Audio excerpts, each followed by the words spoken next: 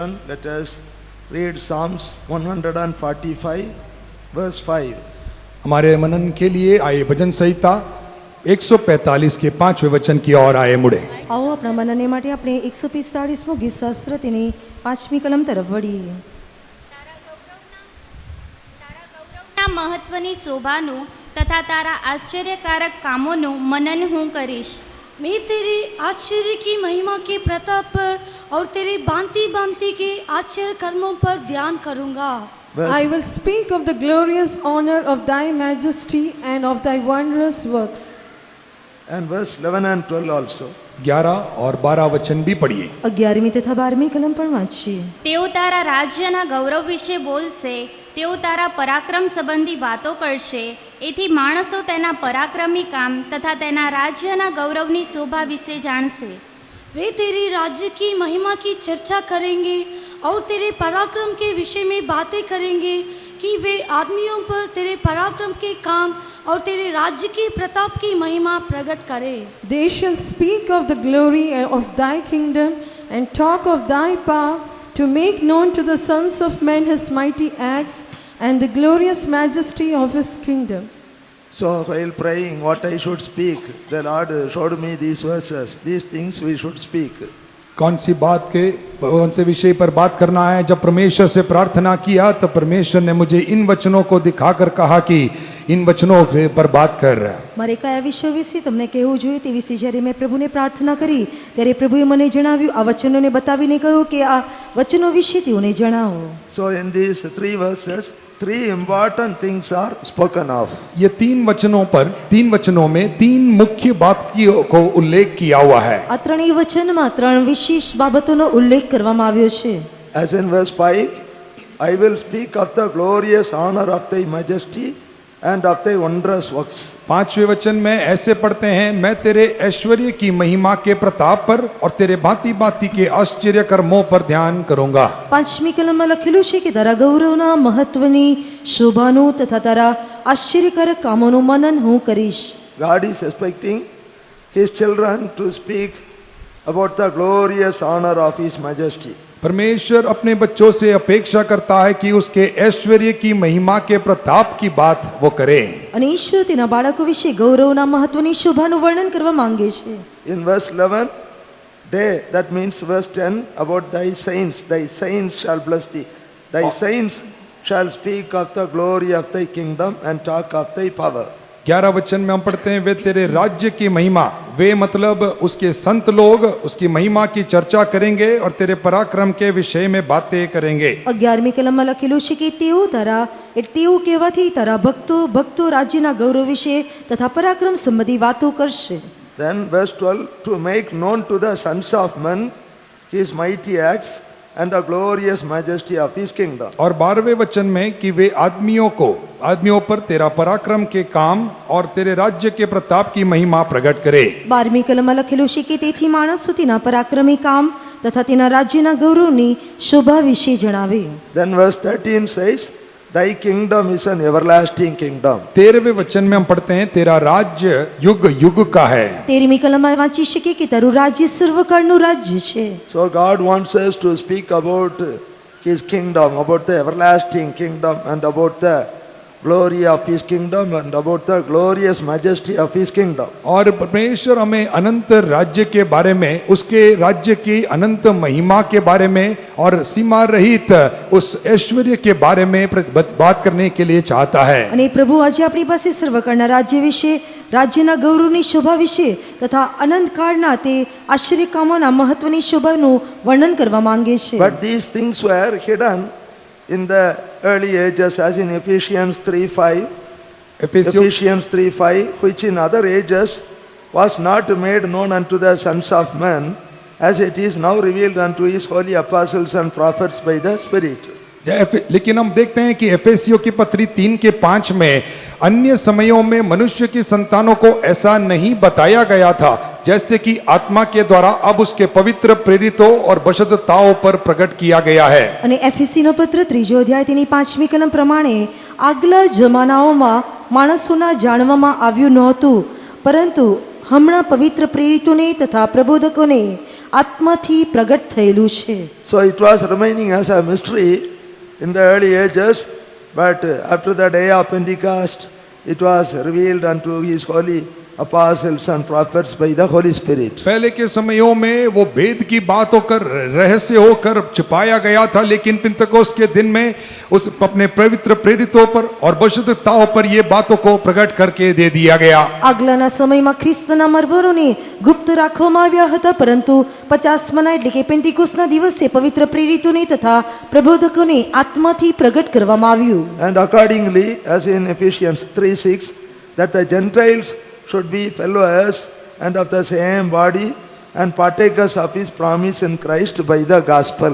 छठवें वचन में पढ़ते हैं, अर्थात यह कि मसीह यीशु में सुसमाचार के द्वारा अन्य जातीय लोग मिरास में साझी और एक ही देह के और प्रतिज्ञा के भागी हैं. અને છઠ્ઠી કલમમાં આપણે જોઈ શકીએ કે વિદેશીઓ ખ્રિસ્ત ઈસુમાં સુવાર્તા દ્વારા આપણી સાથે વતનના ભાગીદાર તથા તેના શરીરના અવયવો તથા તેના વચનના સહભાગી છે.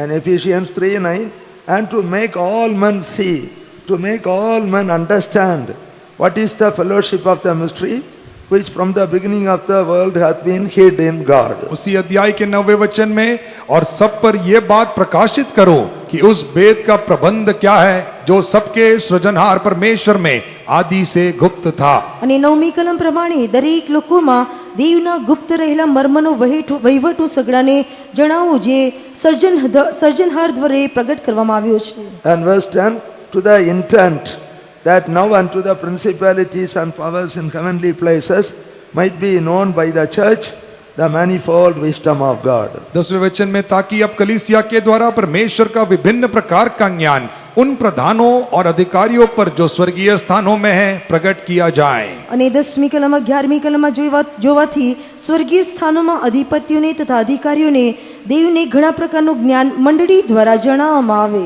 So now God has very clearly revealed the truths about the glory of his kingdom and about the glorious majesty of his kingdom. और परमेश्वर के राज्य की महिमा और उसके ऐश्वर्य के बारे में अब परमेश्वर ने अपनी प्रजा को प्रकट कर लिया है. અને ઈશ્વરે પોતાના ગૌરવના મહત્વની શોભા તથા તેના રાજ્યના ગૌરવ વિશે પ્રગટ કરી આપ્યું છે. I was thinking, what is that glory of his kingdom and glorious majesty of his kingdom? और उसके राज्य के महिमा क्या है और उसके महिमा का ऐश्वर्य क्या है, इसके बारे में मैं ध्यान कर रहा था. અને જ્યારે હું તેના રાજ્યનો ગૌરવ તથા ગૌરવના મહત્વની શોભા શું છે તે વિશે મનન કરતો હતો. So glory of his kingdom is that holy city New Jerusalem. और उसके महिमा का राज्य, उसके राज्य का महिमा कहने से वो पवित्र नगर नया यरूशलेम है. અને તેના રાજ્યનું ગૌરવ કહેવાથી તે પવિત્ર નગર યરૂશલેમ છે. In Revelation chapter 21 we read about finally one day when the eternity will be established, that holy city New Jerusalem will be coming down from heaven having the glory of God. प्रकाशित वाक्य 21वें अध्याय में हम पढ़ते हैं कि एक दिन जब वो अनंत काल का राज्य जब स्थापित किया जाएगा, तब वो नया यरूशलेम जो वो पवित्र नगर है वो परमेश्वर के पास से वो उतर कर नीचे उतर आएगा. પ્રકટીકરણ 21મા અધ્યાયમાં આપણે જોઈ શકીએ કે જ્યારે અનંતકાળને માટેનું રાજ્ય સ્થાપવામાં આવશે ત્યારે નવું યરૂશલેમ એટલે કે પવિત્ર નગર દેવની પાસેથી આકાશમાંથી ઉતરતું દેખાશે. So glory of his kingdom is that holy city New Jerusalem and the people of God who would inherit that holy city New Jerusalem. उस राज्य का महिमा कहने से वो पवित्र नगर यरूशलेम है और उसको विमिरास होकर पाने वाले उसके प्रजा है उसकी महिमा. અને રાજ્યના ગૌરવ વિશે કહેવાથી તે પવિત્ર નગર યરૂશલેમ છે અને તેનો વારસો પામનારા તે તેના લોક છે.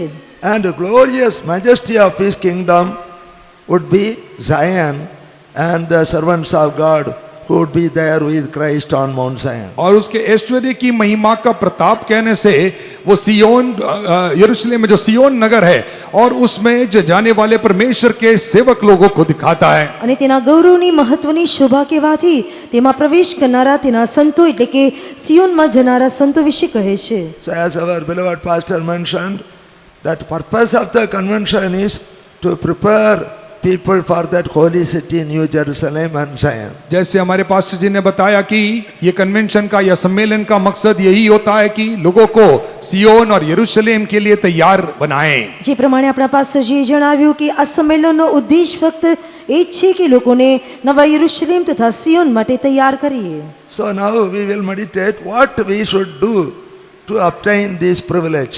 और इस अभी हम ध्यान करेंगे कि इस धन्यता को प्राप्त करने के लिए हमें क्या करना होगा. અને આપણે એ અનુભવવું જોઈએ કે તે ધન્યતાને પ્રાપ્ત કરવા આપણે શું કરવું જોઈએ. What we should do to obtain the glory of his kingdom and glorious majesty of his kingdom. उसके राज्य के महिमा को और उसके ऐश्वर्य के महिमा के प्रताप को पाने के लिए हमें क्या करना होगा. આપણે તેના રાજ્યના ગૌરવને તથા ગૌરવના મહત્વને શોભાને પ્રાપ્ત કરવા શું કરવું જોઈએ. First of all, as in John 3:3, Gospel according to John 3:3, except a man be born again, he cannot see the kingdom of God. सबसे पहले तो एक व्यक्ति को यह करना है कि यूहन्ना के सुसमाचार 3 अध्याय 3 वचन में लिखा हुआ है, जब तक मैं तुमसे सच सच कहता हूं कि यदि नए सिरे से ना जन्मे तो परमेश्वर के राज्य को देख नहीं सकता.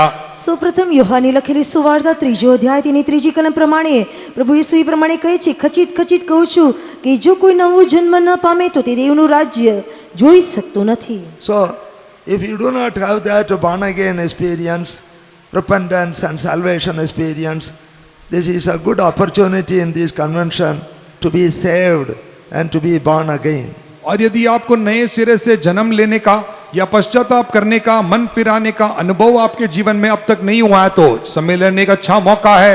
ऐसी इन बातों को हासिल कीजिए, उद्धार का अनुभव कीजिए. અને જો અત્યાર સુધી તમે કોઈ પસ્તાવો ન કર્યો હોય, નવો જન્મ ન પામ્યા હોય, તો આ સંમેલનમાં તમારા માટે એક સારી તક છે કે તે તકનો તમે ઉપયોગ કરીને પસ્તાવો કરી નવો જન્મ પ્રાપ્ત કરો. In Matthew 4:17, when Jesus started his ministry, he began to preach and to say, repent, for the kingdom of heaven is at hand. मत्ती के सुसमाचार 4 अध्याय के 17वें वचन में 17 वचन में हम यीशु मसीह की सेवकाई के शुरुआत में ऐसे प्रचार करते हुए हम देखते हैं कि मन फिराओ क्योंकि स्वर्ग का राज्य निकट आया है. માથેની લખેલી સુવાર્તા 4 અધ્યાય 17મી કલમ આપણે એ પ્રમાણે જોઈ શકીએ કે પ્રભુ ઈસુ તેની સેવાને શરૂ કરતી વેળાએ કહે છે કે પસ્તાવો કરો કેમ કે આકાશનું રાજ્ય પાસે આવ્યું છે. So those who are living in darkness and in sin should repent and should confess and forsake their sins. जो कोई पाप में जीते हैं, अंधकार में जीते हैं, वे सारे मन फिराकर अपने पापों से मुक्ति को पा लेने चाहिए. જે લોકો પાપમાં તથા અંધારામાં જીવન વિતાવે છે તેઓ તેમાંથી મુક્તિ પામવું જોઈએ. When the word of God is coming to you, when you are listening to the word of God, as in 1 Peter 1:23, you should be born again by the incorruptible seed, the word of God.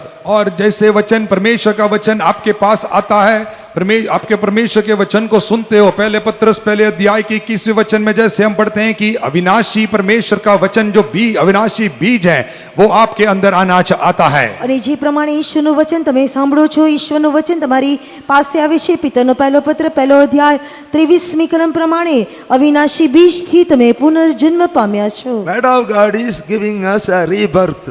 परमेश्वर का कलाम हमें एक नया जन्म देता है. ઈશ્વરનું વચન આપણને પુનર્જન્મ આપે છે.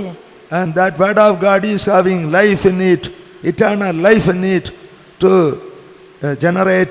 regenerate a man. और परमेश्वर के वचन में वो उसके अंदर अनंत जीवन समाया हुआ है ताकि वो उसमें से जीवन को उत्पन्न या जन्म उत्पन्न करे. ઈશ્વરના વચન તે અનંત જીવન છે, તેમાંથી તે જીવનને ઉત્પન્ન કરી શકે છે. So as in James 1:21, this evening, receive with meekness the engrafted word which is able to save your souls. और परमेश्वर के लिखी गई हुई वचन को अपने प्राणों के उद्धार के लिए आप उन्हें पा लीजिए. અને ઈશ્વરનું જે વચન તમને આપવામાં આવે છે આત્માઓને તારવાને તે શક્તિમાન છે, તેને પ્રાપ્ત કરવું જોઈએ. In James 1:21 we read, wherefore lay apart all filthiness and superfluity of naughtiness. और इसलिए याकूब की पत्री 1 अध्याय के 21वें वचन में हम पढ़ते हैं, इसलिए सारी मलिनता और बैरभाव की बढ़ती को दूर करके. અને તેથી યાકૂબનો પત્ર 1 અધ્યાય 21મી કલમમાં વાંચી શકીએ કે સર્વ મલિનતા તથા દુષ્ટતાની અધિકનાને નાખી દો. We should lay apart, we should lay aside, we should put away all filthiness and superfluity of naughtiness. और हम सारे प्रकार की मलिनताओं को और बैरभाव की बढ़ती को हम दूर करना चाहिए. આપણે દરેક પ્રકારની મલિનતા તથા દુષ્ટતાની અધિકતાને દૂર કરવી, અલગ કરવી અથવા નાખી દેવી જોઈએ. And receive with meekness the engrafted word. When the word of God is coming to you, it should be engrafted in you. और जो वचन को, उस वचन को नम्रता से ग्रहण कर ले जो हृदय में बोया गया है. जब परमेश्वर का वचन आपके पास आता है, आपके हृदय में बोया जाता है. અને ઈશ્વરનું વચન જે તમારા હૃદયમાં રોપેલું છે, નમ્રતા સહિત આપણે તેને પ્રાપ્ત કરવું જોઈએ. Receive with meekness. You should not resist the word of God. You should receive with meekness that word, and that it will be engrafted, and it is able to save your souls. नम्रता से वचन को ग्रहण कीजिए, उसका सामना मत कीजिए, विरोध मत कीजिए. तब जाकर आपके हृदय में वो वचन बोया जाएगा और तुम्हारे प्राणों का उद्धार कर पाएगा. જે વચન તમારી પાસે આવે છે તે વચનનો તમે સમા ન થાઓ, તે વચનનો વિરોધ ન કરો, પરંતુ નમ્રતા સહિત તે વચનને તમે સ્વીકાર કરો. In Acts 16 verse 30, when Paul and Silas were put in a jail at Philippi, और हम फिलिपी में प्रेरितों के काम 16 अध्याय के 30वें वचन में पौलुस और सीलास को जब बंदीगृह में बंद कर दिए गए, वहां की घटना को देखते हैं. અને પ્રેરિતોના કૃત્યો 16મા અધ્યાયમાં આપણે જોઈ શકીએ ફિલિપીની જેલમાં જ્યારે પાઉલ તથા સિલાસને કેદખાનામાં નાખવામાં આવ્યા. in the midnight they were singing praises to God and praying. आधी रात में परमेश्वर को वे स्तुति गान कर रहे थे. અને મધરાતે તેઓ પ્રભુની સ્તુતિ કરતા હતા. And there was a great earthquake. The foundations of the prison were shaken. The prison doors were opened. All the fetters fell down from the hands of the prisoners. और हम देखते हैं कि एक बड़ी बुई डोल वहां पर होकर उस बंदीगृह के नींवें हिल जाती हैं. वहां के सारे किवाड़े खुल जाकर सारे कैदियों के हाथ से सांकले टूटकर नीचे गिर जाते हैं. અને ત્યાં આપણે જોઈ શકીએ કે એકાએક મોટો ધરતીકંપ થાય છે, બંદીખાનાના પાયા હાલી જાય છે, બારણા ઉઘડી ગયા અને સર્વના કેદીઓના બંધનો છૂટી ગયા. So there the prison keeper came and fell down at the feet of Paul and Silas, saying, "Sirs, what must I do to be saved?" और वहां पर हम देखते हैं सारे लोग आकर वहां पे कैदियों आकर पौल और सिलास के सामने गिरकर पूछते हैं, हे सज्जनों, उद्धार पाने के लिए मैं क्या करूं? અને ત્યારે દરેક કેદીઓ પાઉલ તથા સિલાસની પાસે આવીને કહે છે કે હે સાહેબો, તારણ પામવા માટે શું કરવું જોઈએ? So Acts 16:31, believe on the Lord Jesus Christ and thou shalt be saved and thy house. उसके उत्तर में प्रेरितों के काम 16 के 31 में पढ़ते हैं, उन्होंने कहा, प्रभु यीशु मसीह पर विश्वास कर तो तू और तेरा घराना उद्धार पाएगा. પ્રેરિતોના કૃત્યો 16મો અધ્યાય તેની 31મી કલમમાં લખેલું છે કે પ્રભુ ઈસુ પર વિશ્વાસ કર એટલે તું તથા તારા ઘરના સર્વ માણસો તારણ પ્રાપ્ત કરશે. So dear brother, dear sister, if you are not yet saved, this evening it's a very golden opportunity for you to be saved. इसलिए प्यारे भाई, प्यारे बहन, यदि आप उद्धार नहीं पाए हैं तो आज शाम एक सुनहला मौका है आपको उद्धार पाने का. વાલા ભાઈઓ તથા બહેનો, જો તમે તારણ પ્રાપ્ત ન કર્યું હોય તો આજે સાંજની વેળા એક સુંદર તક છે કે તમે તારણને પ્રાપ્ત કરો. What you should do to be saved? उद्धार पाने के लिए मैं क्या करूं? તારણ પામવા સારું મારે શું કરવું જોઈએ? As in Romans 10 verse 9, Romeo 10 के 9 में हम पढ़ते हैं, રોમનોને પત્ર 10મો અધ્યાય 9મી કલમમાં વાંચતી વેળાએ if thou shalt confess with thy mouth the Lord Jesus and shalt believe in thine heart that God hath raised him from the dead, thou shalt be saved. यदि तू अपने मुंह से यीशु को प्रभु जानकर अंगीकार करे और अपने मन से विश्वास करे कि परमेश्वर ने उसे मरे हुओं में से जिलाया तो तू निश्चय उद्धार पाएगा. અને પ્રેરિત રોમનોને પત્ર 10મો અધ્યાય 9મી કલમમાં લખ્યું છે કે તું તારે મોઢે ઈસુને પ્રભુ તરીકે કબૂલ કરે અને દેવે તેને મુઈલામાંથી પાછો ઉઠાડ્યો એવો વિશ્વાસ તારા અંતઃકરણમાં રાખે તો તું તારણ પ્રાપ્ત કરશે. You should believe on the Lord Jesus Christ that he died for your sins. आप यीशु मसीह पर विश्वास करना चाहिए कि आपके पापों के खातिर उन्होंने मृत्यु पाया. તમારે વિશ્વાસ કરવો જોઈએ કે પ્રભુ ઈસુ ખ્રિસ્ત તમારા પાપોને ખાતરે મરાયો. You should believe that God raised up Jesus Christ from the dead on the third day. और आप यह भी विश्वास करने चाहिए कि परमेश्वर ने यीशु मसीह को तीसरे दिन मुर्दों में से जी उठाया. અને તમારે વિશ્વાસ કરવો જોઈએ કે પ્રભુ ઈસુ ખ્રિસ્તને મોયેલામાંથી ત્રીજા દિવસે સજીવન કર્યો. You should believe it in your heart and confess it with your mouth then you will be saved. आप अपने दिल में हृदय में उसको विश्वास करते हुए अपने मुंह से उसे इकरार करिए, तब आप उद्धार पाओगे। તમારે તમારા મોઢે કબૂલ કરીને અંતઃકરણમાં વિશ્વાસ કરવાથી તમે તારણને પ્રાપ્ત કરશો। So this evening, confess and forsake all your sins. इसलिए आज शाम के समय अपने सारे पापों को कबूल करे, इकरार करे। તો આજે સાંજની વેળાએ દરેક પાપોને કબૂલ કરીને તેને Sins પસ્તાવ કરીએ। sins can be in three sizes. और जो पाप जो है 3 माप में आते हैं। પાપ 3 પ્રકારે હોય છે।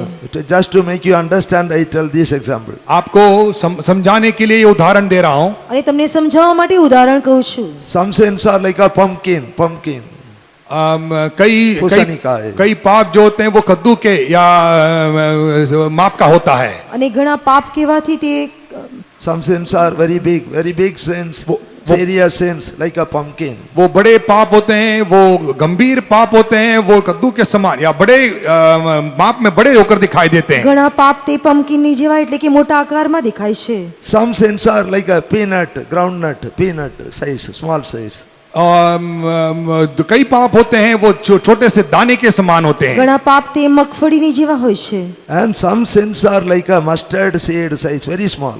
और लेकिन कई पाप ऐसे भी होते हैं जो और भी छोटे हैं, जो कि राई के दाने के समान समझो। અને ઘણા પાપ તેનાથી પણ નાના એટલે કે રાઈના દાણાના જેવા હોય છે। So even that mustard size small sin you should not wink at. You should confess and forsake that also. और आप उस राई के दाने के बराबर पाप भी अपने जीवन में बचा कर ना रखे, उसे भी उन पापों को भी इकरार कर कर छोड़ देने चाहिए। રાઈની જ દાણા જેવું જે નાનું પાપ છે તેને પણ તમારે બચાવીને ન રાખવું જોઈએ, પરંતુ તેને કબૂલ કરીને છોડી દેવું જોઈએ। No, otherwise what will happen? नहीं तो क्या होगा? જો એ પ્રમાણે નહીં હોય તો શું થશે? As in Matthew 13, verse 31 and 32. मत्ती के सुसमाचार 13 अध्याय के 31 और 32 वचन में हम पढ़ते हैं। માથીની લખેલી સુવાર્તા 13મો અધ્યાય 31 અને 32મી કલમમાં Even if that sin is like a mustard seed size, and which is the least, verse 32, which indeed is the least of all seeds.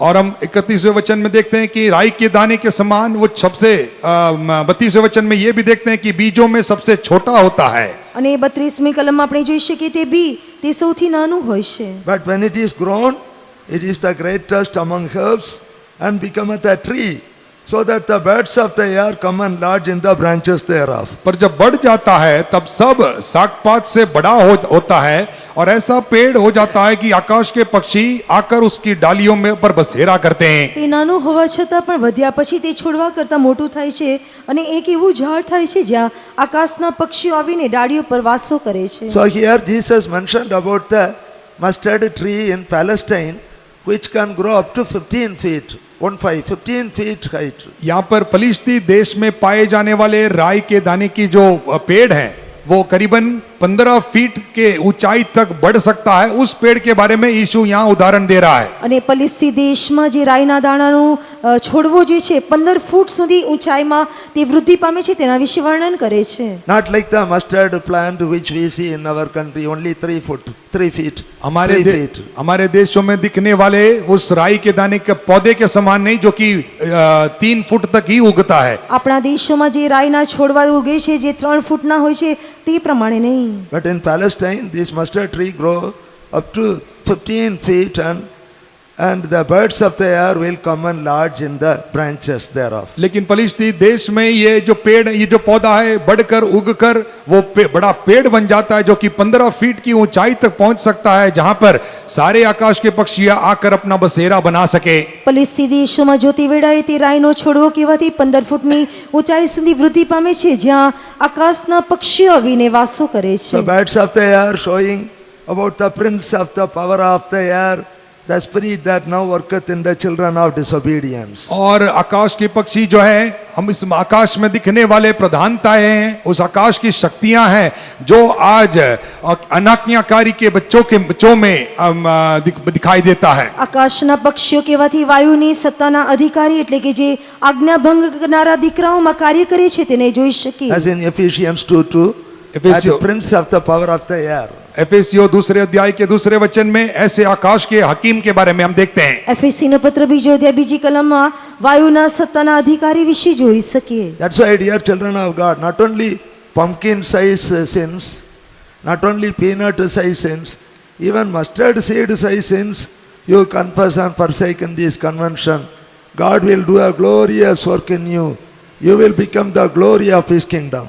और इसलिए प्यारे परमेश्वर के बच्चे, केवल कद्दू के माप की पाप नहीं, चाहे नहीं ना सिंह के दाने के पाप, राई के दाने के बराबर दिखने वाले पाप को भी आज इसी कन्वेंशन में आप इकरार कर कर छोड़ दीजिए। परमेश्वर आपको आशीष करेगा और उसके राज्य की महिमा होकर बनाएगा। અને ફક્ત પમ્પકિન જેવા પાપ અથવા તો મગફળીના દાણા જેવા પાપને જ નહીં, પરંતુ રાઈના દાણા જેવા પાપને પણ કબૂલ કરીને છોડી દેવાથી પ્રભુ આપણને આ સંમેલનમાં આશીર્વાદિત આપશે અને આપણને તેના રાજ્યના ગૌરવ વિશે પ્રગટ કરીને આપશે। You will become the glorious majesty of His kingdom. आप उसके राज्य के ऐश्वर्य की प्रताप, महिमा के प्रताप बने हुए, અને તમે તેના ગૌરવના મહત્વની શોભા તરીકે દેખાયેલા છો। Secondly, as in Mark 16:16, you should be born of water. In John 3:5, except a man be born of water, he cannot enter into the kingdom of God. दूसरा मरकुस के सुसमाचार 16 और 16 अध्याय के 16 वचन में, और यूहन्ना के सुसमाचार 3 अध्याय के 5वें वचन में जैसे हम पढ़ते हैं कि जब तक आप पानी से बपतिस्मा या पानी से जन्म नहीं लेते हो, आप परमेश्वर के राज्य में प्रवेश नहीं कर सकते हो। માર્કની લખેલી સુવાર્તા 16મો અધ્યાય 16મી કલમ, યોહાનની લખેલી સુવાર્તા 3જો અધ્યાય તેની 5મી કલમ પ્રમાણે જ્યાં સુધી આપણે પાણીમાં બપ્તિસ્મા લેતા નથી, આપણે દેવના રાજ્યમાં પ્રવેશ કરી શકીશું નહીં। To become the glory of His kingdom, to become the glorious majesty of His kingdom, you should be born again and should be born of water and born of the Spirit. आप उसके राज्य के महिमा बनने के लिए और उस महिमा के या तो ऐश्वर्य की महिमा की प्रताप बनने के लिए आपको फिर से जन्म लेना होगा, और आपको पानी से जन्म लेना होगा और आत्मा से भी जन्म लेना होगा। તમારે તેના રાજ્યના ગૌરવને તથા તેના ગૌરવની મહત્વની શોભા બનવા માટે તમારે પાણીથી તથા તેના આત્માથી જન્મ લેવો, એટલે કે પુનઃજન્મ પામવું જરૂરી છે। So as in Mark 16:16, he that believeth and is baptized shall be saved. जैसे मरकुस के 16 अध्याय के 16 आयत में हम पढ़ते हैं कि जो कोई विश्वास करेगा और बपतिस्मा लेगा वो उद्धार पाएगा। જે પ્રમાણે માર્કની લખેલી સુવાર્તા 16મો અધ્યાય 16મી કલમમાં લખેલું છે, જે કોઈ વિશ્વાસ કરે તથા બપ્તિસ્મા લે તે તારણ પ્રાપ્ત કરશે। He that believeth not shall be damned, will be condemned. परंतु जो विश्वास ना करेगा वो दोषी ठहराया जाएगा। પરંતુ જે વિશ્વાસ નહીં કરશે તે અપરાધી ઠરશે। Therefore, do not postpone to be saved or to be baptized. इसीलिए उद्धार पाने में और बपतिस्मा लेने में आप विलंब ना करें। અને તેથી જ આપણે તારણ પ્રાપ્ત કરવા માટે બપ્તિસ્મા લેવા માટે મોડું ન કરીએ। Be saved, repent for your sins first, and then be baptized. आप उद्धार पाइए, आपके पापों के लिए पश्चाताप करें, उसके बाद बपतिस्मा लीजिए। તમે તારણ પ્રાપ્ત કરો, ત્યાર પછી તમારા પાપોનો પસ્તાવો કરો અને ત્યાર પછી પાણીનો બપ્તિસ્મા લો। If you take baptism without repentance, no use. और पश्चाताप करने के बगैर यदि आप पानी की बपतिस्मा लोगे तो उसका कोई फायदा नहीं। અને જો તમે પસ્તાવો કર્યા વિના પાણીનો બપ્તિસ્મા લેશો તેનાથી કોઈ લાભ નહીં થાય। That is why in Acts 2:38, Apostle Peter on the day of Pentecost mentioned, repent ye and be baptized every one of you for the remission of sins. और इसीलिए प्रेरित पतरस ने उस पेंतिकोस्त के दिन में प्रेरितों के काम 2 अध्याय के 38वें वचन में कहते हुए हम पढ़ते हैं कि मन फिराओ और तुम में से हरेक अपने अपने पापों के क्षमा के लिए यीशु के नाम से बपतिस्मा लो। અને તેથી પીતર પ્રેરિત એ પ્રમાણે પ્રેરિતોના કૃત્યો 2 અધ્યાય 38મી કલમમાં કહે છે કે તમારામાંના દરેક પસ્તાવ કરો અને ખ્રિસ્તને નામે બપ્તિસ્મા લો, જેથી તમારા પાપનું નિવારણ થાય। You should repent with a godly sorrow. You should repent and confess and forsake your sins and should be baptized. आप ईश्वरीय शोक के साथ पश्चाताप करके आपके पापों को इकरार कर कर आप उसे छोड़ देना चाहिए। તમારે ઈશ્વરીય શોકથી પસ્તાવ કરીને પાપોને તજી દેવા જોઈએ। Restitution is very important. If you have taken anything from anyone wrongly, you should give it back. और लौटाने का अनुभव भी बहुत ही मुख्य है। गलत रीति से किसी से आपने कुछ भी लिया है तो उसको दोबारा जाकर लौटा देना, वो भी मुख्य बात इसी में शामिल है। અને તમારે પાછું આપવું, એટલે કે જો અન્યાયથી કોઈનું પડાવી લીધું હોય તો તેને પાછું વળવું, તે પણ આમાંનો એક ભાગ છે। Children of God should be clear in all your transactions with others. और परमेश्वर के बच्चे अपने दूसरों के साथ के लेन देन में सारे लोग साफ रहने चाहिए। અને દરેક ઈશ્વરના બાળકો આપલે કરવામાં બીજાઓની સાથે સાફ રહેવા જોઈએ. Some take money as loan from others, saying, within a week I will give. But 1 year passed, 2 years passed, they have not given back that money. कई लोग आकर दूसरे से उधार लेते हैं कि पैसा उधार लेते हैं और कहते हैं कि एक ही सप्ताह में लौटा दूंगा, लेकिन समय बीतता गया, साल हो गया, 2 साल हो गया, अभी तक उसे याद नहीं आया. ઘણા લોકો એક અઠવાડિયા માટે બીજાની પાસેથી ઉધાર પૈસા લે છે અને કહે છે એક અઠવાડિયામાં આપીશું, પરંતુ 1 વર્ષ 2 વર્ષ વીતી ગયા પરંતુ તેઓ પાછા આપતા નથી. So if you are in that category, please make a good decision in this convention to give back that money which borrowed from others. आप ऐसे हालत में पाए जाते हैं तो आपने दूसरों से उधार लिए हुए पैसों को, चीजों को लौटा देने का निर्णय इसी सम्मेलन में से लौटने से पहले ले लीजिएगा. અને જો તમે કોઈની પાસેથી ઉછીના પૈસા લીધા હોય તો આજ સંમેલનમાં તમે નિર્ણયની સાથે પાછા ફરો કે તેઓને તેઓના પૈસા પરત કરે. In repentance, restitution is a very important experience truth. पश्चाताप करने के अनुभव में उसी में शामिल एक मुख्य सच्चाई या सत्य यह है कि वो चीजों को लौटा देना. અને પસ્તાવો કરવામાં ઉપદેશનું સત્ય એ છે કે તેઓને પાછું વાળવું જોઈએ. Also, you should be reconciled. Reconciliation. उसके If you are angry with somebody and not talking to somebody and having enmity with somebody, be reconciled with that person. Then only you can be reconciled with God also. और उसके बाद एक और सच्चाई ऐसा है कि यदि किसी के साथ आप झगड़े में हैं, आप बात नहीं करते हैं, आप किसी से बैर करते हैं, उस व्यक्ति के साथ आपको मेल मिलाप करना जरूरी है. मेल मिलाप का सच्चाई है. मेल मिलाप करने के बाद ही आप परमेश्वर के साथ मेल मिलाप हो सकते हो. અને ઈશ્વરના ઉપદેશના સત્યમાં મેળાપ કરવો એક સત્ય છે. જો તમે કોઈની સાથે ગુસ્સેમાં હો અથવા કોઈની સાથે વાત ન કરતા હોય તો તમારે તેઓની સાથે સલાહ કરવાથી જ તમે ઈશ્વરની સાથે મેળ અથવા સલાહ રાખી શકશો. That way, if you repent, the Lord will justify you and will sanctify you. और ऐसे आप पश्चाताप करने से परमेश्वर आपको धर्मी ठहराएगा और शुद्ध करेगा. અને જો તમે આ પ્રમાણે પસ્તાવો કરવાથી પ્રભુ તમને ન્યાયી ઠરાવશે અને તમને શુદ્ધ કરશે. So Acts 2:38, repent and be baptized every one of you for the remission of sins. प्रेरितों के काम 2:38 में मन फिराओ और तुम में से हर एक अपने अपने पापों के क्षमा के लिए इकरार करो. અને પ્રેરિતોના કૃત્યો 2 અધ્યાય 38મી કલમ પ્રમાણે દરેક લોકો પસ્તાવ કરે અને ખ્રિસ્તને નામે દરેક બાપ્તિસ્મા પામો કે તમારા પાપનું નિવારણ થાય. In Acts 22:16, after salvation, that Saul who became Paul, he was delaying to be baptized. प्रेरितों के काम 22:16 में हम देखते हैं जो व्यक्ति जिसका नाम शाऊल था और बाद में पौलुस बना, वो व्यक्ति उद्धार पाने के बाद बपतिस्मा लेने में विलंब करता है. પ્રેરિતોના કૃત્યો 22મો અધ્યાય 16મી કલમ પ્રમાણે જે વ્યક્તિ શાઉલ તે પાઉલ તરીકે બદલાયો, પરંતુ તે તારણ પ્રાપ્ત કર્યા પછી પણ તે બપતિસ્મા લેવા માટે ઢીલ કરી રહ્યો હતો. So God sent Ananias, a disciple, and he came and said, now why do you delay? और परमेश्वर ने अनन्या नामक एक चेले को भेजकर वहां पर अब तुम क्यों विलंब करते हो कर एक सवाल पूछते हैं. અને ઈશ્વરનો ઈશ્વર ભક્ત અનાન્યા તેને આવીને પૂછે છે કે શા માટે તું ઢીલ કરે છે. Arise and be baptized and wash away thy sins. उठ बपतिस्मा ले और उसका नाम लेकर अपने पापों को धो डाल. ઉઠ અને તેના નામથી બપતિસ્મા લે અને તમારા પાપોથી તું નિવારણ પ્રાપ્ત કર. At repentance also, our sins are washed by the blood of Jesus Christ. पश्चाताप करने में हमारे पाप यीशु मसीह के लहू के द्वारा धोए जाते हैं. જ્યારે આપણે પસ્તાવ કરીએ છીએ પ્રભુ ઈસુ ખ્રિસ્તના રક્ત વડે આપણા પાપોને ધોઈ નાખવામાં આવે છે. When you take water baptism also, your sins are washed by the word of God. और उसके बाद परमेश्वर का बपतिस्मा लेते समय भी परमेश्वर के वचन के द्वारा आपके पाप धोए जाते हैं. અને ત્યાર પછી જ્યારે આપણે પાણીનો બપતિસ્મા લઈએ છીએ ઈશ્વરના વચન વડે આપણા પાપોને ધોઈ નાખવામાં આવે છે. So dear brother, sister, who are not yet baptized, do not delay, do not postpone. Repent and be baptized in this convention itself. There will be great joy in heaven. और इसीलिए प्यारे भाई प्यारे बहन जिन्होंने बपतिस्मा नहीं लिए हैं, आप मन फिराओ और इसी कन्वेंशन में पानी की बपतिस्मा लाओ, ले लो. અને વાલા ભાઈઓ તથા બહેનો જે લોકોએ બપતિસ્મા ન લીધું હોય તમે પસ્તાવ કરો ને આ સંમેલનમાં બપ્તિસ્મા પ્રાપ્ત કરો. And water baptism is the counsel of God. क्योंकि पानी का बपतिस्मा परमेश्वर का सलाह है. કારણ કે પાણીનો બપ્તિસ્મા તે ઈશ્વરની સલાહ છે. So fulfill the counsel of God. और इसीलिए परमेश्वर के सलाह को आप पूरा कीजिए. આપણે ઈશ્વરના ઈરાદાને પૂરો કરીએ. Obey the counsel of God. परमेश्वर के आए सलाह को मान ले. આપણે ઈશ્વરના ઈરાદાને પાડીએ. Do not reject the counsel of God like some in Luke 7:30.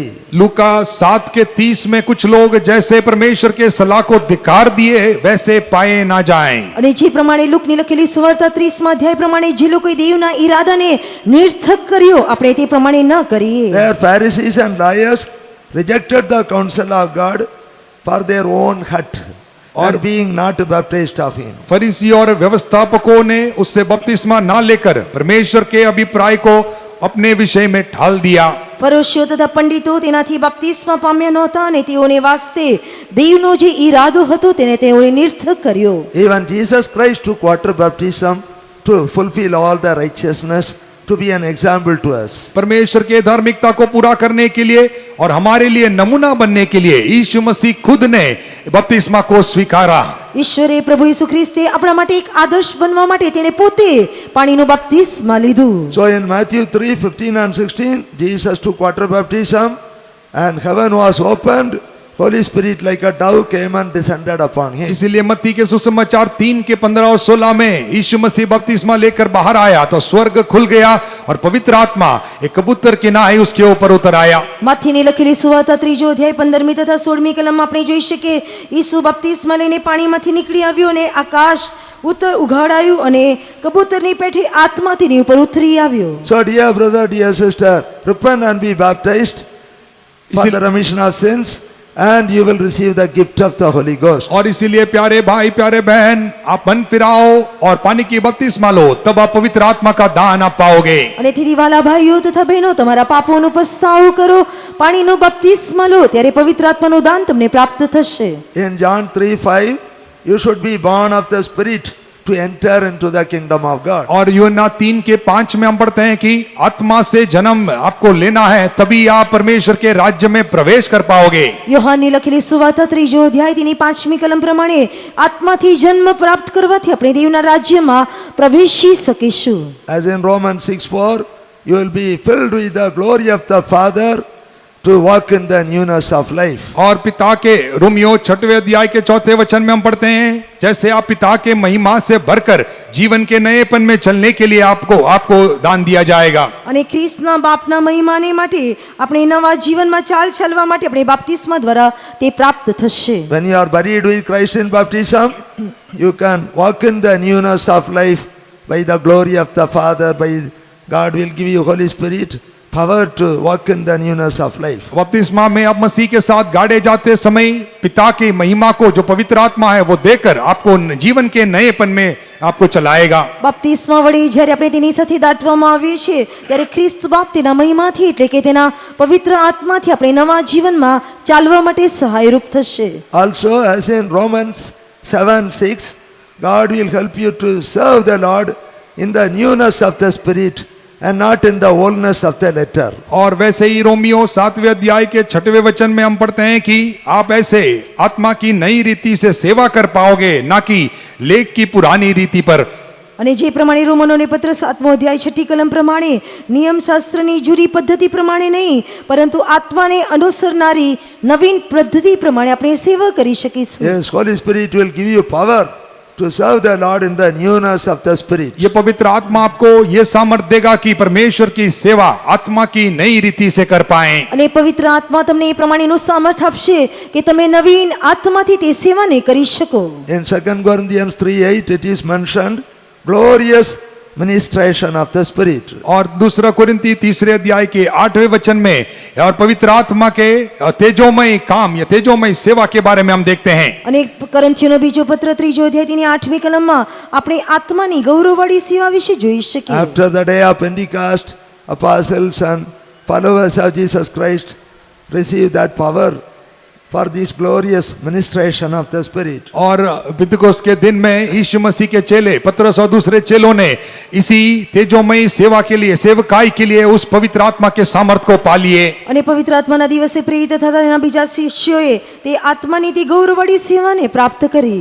Also Romans 8:11 says, your mortal body will be quickened when the Holy Spirit is working in you. Romeo 8:11 में हम पढ़ते हैं कि आपके नाशवान या नश्वर देह आत्मा के द्वारा आपको जिलाए जाएगा। રોમનોને પત્ર 8મો અધ્યાય 11મી કલમ પ્રમાણે પ્રભુના આત્મા વડે તમારા મર્ત્ય શરીરોને તે સજીવન કરી શકશે. It is true, our body is a mortal body. ये सच बात है कि हमारा ये देह वो नश्वर है। અને આપણે જાણીએ છીએ કે આપણું શરીર તે મર્ત્ય શરીર છે. Body is becoming weak, sick, old, and finally people are dying also. और शरीर वो निर्बल बन जाता है, दुर्बल होकर पुराना बनकर वो अंत में मृत्यु में अंत होता है। શરીર નિર્બળ બને છે, દુર્બળ બને છે, અંતમાં તે મરણમાં પ્રવેશે છે. But Holy Spirit, Romans 8:11, the Spirit of God who raised up Jesus Christ from the dead, if it is dwelling in you, He will quicken your mortal body by the Spirit which is dwelling in you. Romeo 8:11 में पढ़ते हैं, यदि उसी की आत्मा जिसने यीशु को मरे हुए में से जिलाया तुम में बसा हुआ है, तो जिसने ये मसीह को मरे हुए में से जिलाया वो तुम्हारे नश्वर देह को भी अपनी आत्मा के द्वारा जो तुम में बसा हुआ है जिलाएगा। રોમનોને પત્ર 8મો અધ્યાય 11મી કલમ પ્રમાણે જેણે ઈસુને મોયેલામાંથી ઉઠાડ્યો તેનો આત્મા જો તમારામાં વસતો હોય તો જેણે ખ્રિસ્ત ઈસુને મોયેલામાંથી ઉઠાડ્યો તે તમારામાં વસનાર આત્માની મારફતે તમારા મર્ત્ય શરીરોને સજીવન કરશે. Hallelujah! Hallelujah. So that is the power of God. So you need not go to the doctors and after medicine. वही परमेश्वर की सामर्थ है, इसीलिए आप दवाई के पीछे, डॉक्टरों के पीछे घूमने का जरूरत नहीं અને पड़ेगा। તે જ ઈશ્વરનું સામર્થ્ય છે. તમારે દવાખાનામાં ડોક્ટરોની પાછળ, વૈદ્યોની પાછળ જવાની જરૂર નહીં પડે. That is why we are teaching divine healing as one important truth and doctrine. और इसीलिए एक मुख्य सत्य और उपदेश होकर ईश्वरीय चंगाई को हम सिखाते भी हैं। અને તેથી મુખ્ય ઉપદેશ તરીકે ઈશ્વરીય સાજાપણાના ઉપદેશને શીખવીએ છીએ. So do not fear death. इसीलिए मृत्यु से आप डरिए मत। તેથી મરણથી આપણે ગભરાઈએ નહીં. Do not fear death. You will not die. Even one day before the appointed day you will not die. मृत्यु से मत डरिए, आपको नियुक्त किया हुआ दिन से एक दिन भी पहले आप मृत्यु नहीं पाओगे। મરણથી તમે ગભરાશો નહીં. તમારા માટે નિયુક્ત કરવામાં આવેલા દિવસની અગાઉ એક દિવસ પહેલા પણ તમે મરણ નહીં પામો. Even one day before the appointed day you will not die. आपके लिए नियुक्त दिन से एक दिन भी पहले आपका मृत्यु हो नहीं पाएगा। તમારા માટે જે દિવસ નક્કી કરવામાં આવ્યું છે તે દિવસની અગાઉ તમે મરણ નહીં પામો. You wait upon the Lord and be filled with the Holy Spirit, that the Spirit of God will quicken your mortal body. और आप परमेश्वर पर बाट जोकर आप आत्मा से भरते रहिएगा, वो पवित्र आत्मा आपके नश्वर देह को वो जिलाते रहेगा। તમે ઈશ્વરની રાહ જોઈને પવિત્ર આત્માથી ભરપૂર થતા રહો.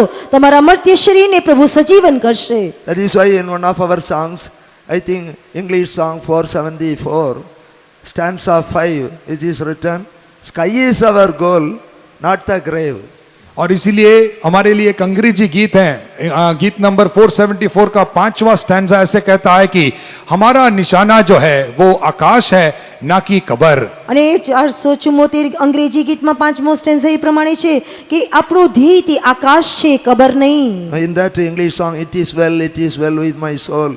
In that song, in the 5th stanza, it is mentioned, sky is our goal. Jesus will come in the sky and above the clouds we will be caught up to be with the Lord and will be with the Lord forever. उस अंग्रेजी गीत में हम देखते हैं 5वें stanza में कि हमारा निशाना या हमारा मकसद जो है वो उस मध्याकाश है, बादलों पर यीशु मसीह प्रकट होगा, मध्याकाश में वो आएगा और उससे मिलने का वो आकांक्षा वो उसी को दिखाता है कि हमारा निशाना आकाश है। અને અંગ્રેજી ગીતનો 5મો જે સ્ટેન્ઝા છે તે એ પ્રમાણે છે કે આપણે આકાશમાં જે વાદળોની મધ્ય આપણો પ્રભુ ઈસુ ખ્રિસ્ત આવશે, આપણે જેની રાહ જોઈ રહ્યા છે, આપણે તે આકાશમાં તેને પ્રાપ્ત મળીશું. So sky is our goal. Sky is our goal. और इसीलिए हमारा निशाना जो है वो आकाश है, वो स्वर्ग है। અને તેથી આપણો ધ્યેય કેવાથી તે આકાશ એટલે કે સ્વર્ગ છે. Not the grave, but sky is our goal. हम आकाश हमारा निशाना है ना कि कब्र। અને આકાશ આપણું ધ્યેય છે, કબર નહીં. You believe the word of God, and let that word of God become your foundation. और आप परमेश्वर के कलाम पर विश्वास कीजिए और वो कलाम आपके लिए एक नींव बन जाने दे। તમે ઈશ્વરના વચન પર વિશ્વાસ કરો, વિશ્વાસ અને તે વચન તમારા માટે પાયારૂપ બનશે. You may be thinking, why that person died at a young age? आप ऐसे सोचते हैं कि फलाना व्यक्ति क्यों उस जल्दी मृत्यु पाया, उस कम उम्र में मृत्यु पाया। તમે વિચારતા હશો કે નાની ઉંમરમાં શા માટે તે વ્યક્તિ મરણ પ્રાપ્ત કર્યું. Some thoughts may come, doubts may come. कई ऐसे विचार आ सकते हैं, शंकाएं आ सकते हैं। ઘણા એવા વિચારો, ઘણા એવા શક આવી શકે. So you just believe the word of God. परमेश्वर के कलाम पर विश्वास कीजिए। આપણે ઈશ્વરના વચનો પર વિશ્વાસ કરીએ. In Exodus 15:26, the Lord is saying, I am the Lord that healeth you. निर्गमन 15 अध्याय के 26वें वचन में पढ़ते हैं कि मैं ही तुम्हारा चंगा करने वाला यहोवा हूँ। નિર્ગમનનું પુસ્તક 15મો અધ્યાય તેની 26મી કલમમાં કહ્યું છે કે તને સાજુ કરનાર યહોવા હું છું. After crossing the Red Sea, the Lord gave that promise to them. लाल समुद्र को पार करने के पश्चात उनको परमेश्वर ने यह वायदा दिया। લાલ સમુદ્ર પાર કર્યા પછી યહોવા દેવે તેઓને પ્રતિજ્ઞા આપી. So after taking water baptism, you can enjoy this promise of God, experience this promise of God. परमेश्वर के पानी की बपतिस्मा लेने के पश्चात ही आप इन परमेश्वर के वायदाओं को अनुभव कर सकते हो। પાણીનું બપ્તિસ્મા લીધા પશ્ચાત જ તમે દેવના આ પ્રતિજ્ઞાને અનુભવી શકશો. But you should carefully hearken unto the voice of the Lord your God and should walk in his ways and should keep his commandments. आप परमेश्वर यहोवा के वचन को तन मन से सुनना है, उसके दृष्टि में ठीक है वही करना है, उसकी आज्ञाओं पर कान लगाकर उसके ही मार्गों में चलना है। અને તમારે તમારા દેવ યહોવાની વાણી ખંતી સાંભળવી, તેની દૃષ્ટિમાં જે યથાર્થ છે તે કરવું, તેની આજ્ઞાઓને માનવી તથા તેના વિધિઓને પાળવી જોઈએ. So the Lord is saying, I will put none of these diseases which came upon the Egyptians to you.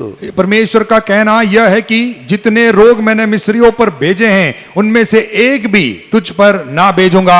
અને યહોવા દેવ કહે છે કે જે પીડા પાતો મેં મિસ્રી ઉપર નાખ્યા તેમાંનો હું કોઈ પણ તારા પર નાખીશ નહીં. To the Egyptians, to the worldly people, so many sicknesses are coming. मिस्रियों के लिए, दुनिया के लोगों के लिए विभिन्न प्रकार के बीमारियां आते होंगे। મિસ્રીઓ એટલે કે દુનિયાના લોકો માટે અલગ અલગ પ્રકારની માંદગી આવી શકે. But we are all Israelites, Israel of God. लेकिन हम सारे इस्राएली हैं, परमेश्वर के इस्राएली। આપણે સર્વ ઇઝરાયલીઓ દેવના ઇઝરાયલીઓ So the છીએ. Lord is promising, giving this promise to us, I will put none of the evil diseases of Egypt upon you. परमेश्वर हमें यह वायदा देता है कि मिस्रियों पर भेजे हुए कोई भी बीमारी तुम पर ना भेजूंगा। અને યહોવા દેવ પ્રતિજ્ઞા આપે છે કે જે પીડા પાતો મેં મિસ્રી ઉપર મોકલ્યા તેમાંનો એક પણ તારા પર નાખીશ નહીં. By chance, if some sickness comes, the Lord says, I am the Lord that healeth you. अकस्मात से कोई भी बीमारी या रोग आने से परमेश्वर यूं भी कहता है कि मैं तुम्हारा चंगा करने वाला यहोवा हूँ। દુર્ભાગ્યવશ જો કોઈ માંદગી આપણા જીવનમાં આવે તો દેવ કહે છે કે તને સાજુ કરનાર યહોવા હું છું. Wait upon him, you will be healed. उस पर राह देखिए, आप चंगे हो जाओगे। તમે તેની વાટ જુઓ, તમે સાજા થશો. In 1 Peter 2:24, Jesus already, he was bearing all our sins in his body on the cross, and by his stripes we are healed. और पहले पत्रस दूसरे अध्याय के 24वें वचन में हम देखते हैं कि यीशु मसीह ने हमारे सारे पापों को अपने शरीर पर उठाकर उसके खोड़े खाने से हम चंगे हो चुके हैं। અને પિતરનો પહેલો પત્ર બીજો અધ્યાય તેની 24મી કલમ પ્રમાણે પ્રભુ ઈસુ ખ્રિસ્તે આપણા પાપ તેના પોતાના શરીરમાં ઉઠાવીને તેના સોળથી આપણે સાજા થયા. So Jesus took the punishment for our sins and sicknesses. हमारे पापों के और बीमारियों के जो दंड है यीशु मसीह ने अपने ऊपर उठा लिया। આપણા પાપોનો તથા માંદગીની જે સજા છે પ્રભુ ઈસુએ પોતાના શરીરમાં ઉઠાવી. So in 1 Peter 2:24 we read, we should become dead to sins and should live unto righteousness. और इसीलिए पहला पत्रस 2 के 24 में हम यूं पढ़ते हैं कि हम पाप के लिए मरकर हम धार्मिकता के लिए जीना है। અને તેથી પિતરનો પહેલો પત્ર બીજો અધ્યાય 24મી કલમમાં વાંચી શકીએ કે આપણે પોતે પાપો માટે મૃત્યુ પામીને ન્યાયપણા સંબંધી જીવીએ. So in Romans 6th chapter, in 1 Peter 2, it is mentioned about we should be dead to sins, should not be in the coma stage for sin. आप इसलिए रोमियो की पत्री 6वें अध्याय में, पहला पत्रस के दूसरे अध्याय में पाप के लिए मृत्यु पाना है, पाप के लिए मर जाना है, पाप के लिए आप कोमा में होकर मत रहिएगा। રોમનોને પત્ર 6ઠો અધ્યાય પિતરનો પહેલો પત્ર બીજો અધ્યાય તેમાં પાપ માટે મરાવું જોઈએ, પાપ માટે મૃત્યુ પામવું, પરંતુ કોમામાં ન રહીએ. If you are not dead to sin, if you are in the coma stage to sin, that is, devil will take you to the ICU and he will revive you again and we will continue as a sinner.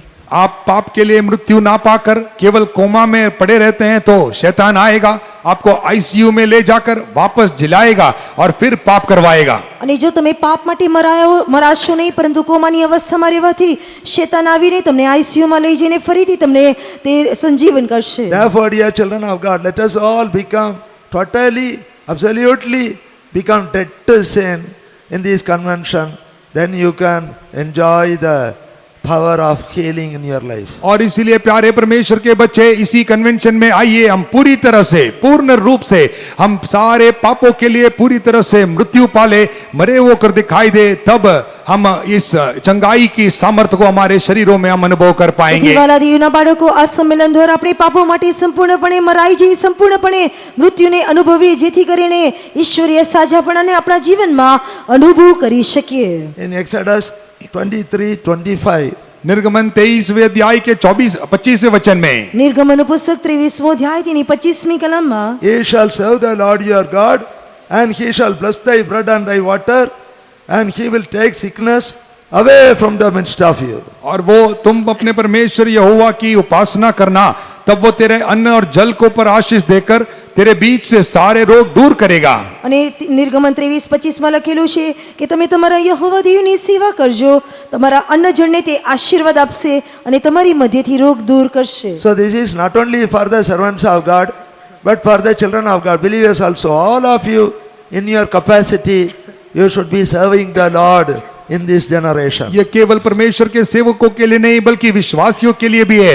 अपने अपने सामर्थ्य के अनुसार, काबिलता के अनुसार आप अपने पीढ़ी में परमेश्वर की आराधना, उपासना करनी चाहिए. અને આ ફક્ત સેવકો માટે નહીં, વિશ્વાસીઓ માટે પણ છે. તેઓ પોતપોતાની અવસ્થા પ્રમાણે દેવની સેવા એટલે કે આરાધના કરવી જોઈએ. Don't forget Exodus 23:25. निर्गमन 23 का 25वां वचन भूलिए मत. નિર્ગમનનું પુસ્તક 23મો અધ્યાય તેની 25મી કલમ ન ભૂલીએ. Ye shall serve the Lord your God. तू अपने परमेश्वर यहोवा की उपासना करना, અને તું તારા દેવ યહોવાની સેવા કર, And he shall bless thy bread and thy water. तब वो तेरा अन्न जल पर आशीष देगा. અને તે તારા અન્ન જળને આશીર્વાદિત કરશે. Whatever you eat and drink, the blessing of God will be upon it when you are serving God. आप जब का परमेश्वर की उपासना करते रहोगे, आप जो भी खाओ पियो, परमेश्वर का आशीष आप पर बना रहेगा. જો તમે દેવની સેવા કરતા અથવા ભજન કરતા રહેશો, તો તમે જે કંઈ ખાશો તથા પીશો, તમારામાં ઈશ્વરીય સાજાપણાને અનુભવ કરી શકશો. And he will take sickness away from the midst of you. और तेरे बीच में से रोग दूर करेगा. અને તારી મધ્યથી તે રોગને દૂર કરશે.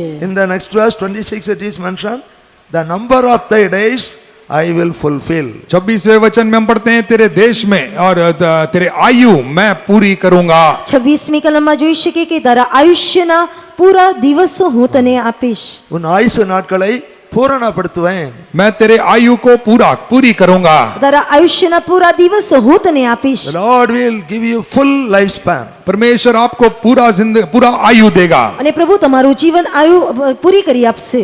As in that Psalms 91 last verse.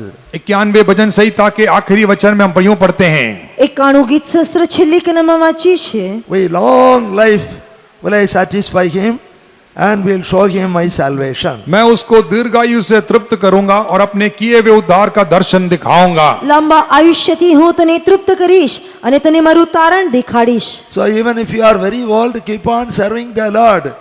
He will satisfy with long life. और इसीलिए आप परमेश्वर की उपासना करते रहने से वो आपको दीर्घायु से तृप्त करेगा. જો તમે દેવની આરાધના કરતા રહેશો, પ્રભુ તમને લાંબા આયુષ્યથી તૃપ્ત કરશે. And finally he will show him his salvation. Messiah, Jesus will come. You will see that great final salvation. और इस अंत में आपको उसका उद्धार दिखाएगा. मसीहा यीशु प्रकट होगा, वो अंतिम उद्धार आप देख पाओगे. અને તમે તેના છેલ્લા તારણ એટલે કે ખ્રિસ્ત જે પ્રગટ થશે, તે છેલ્લા તારણને તમે જોઈ શકશો.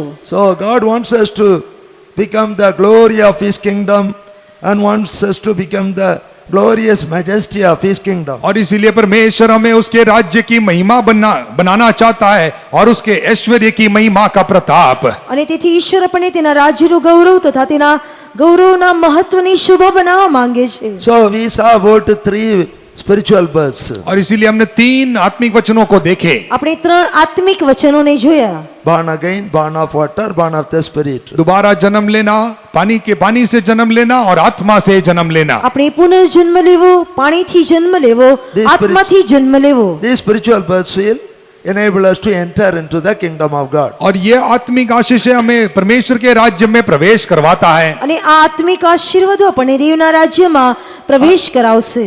Also in Psalms 87 verse 5, we read about some people who are born in Zion. और इसीलिए 87 भजन संहिता के 5वें वचन में सियोन में जन्म लिए हुए कईयों के बारे में हम देखते हैं।